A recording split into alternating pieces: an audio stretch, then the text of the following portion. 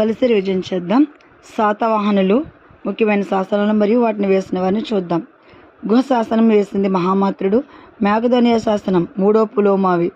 శాతవాహనుల్లో చివరి వాడైన మూడో పులోమావి వేశారు. నానాఘట్ శాసనం నాగానిక వేశారు. హతిగుంప శాసనం కారవేలుడు.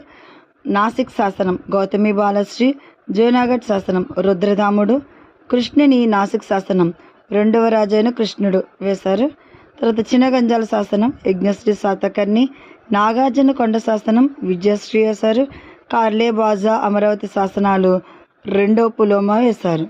నెక్స్ట్ వారి నిర్మాణాలు నిర్మించిన వారు చూద్దాం. అక్కడ శాతవాహనుల నిర్మాణాలు నిర్మించిన వారిని చూద్దాం.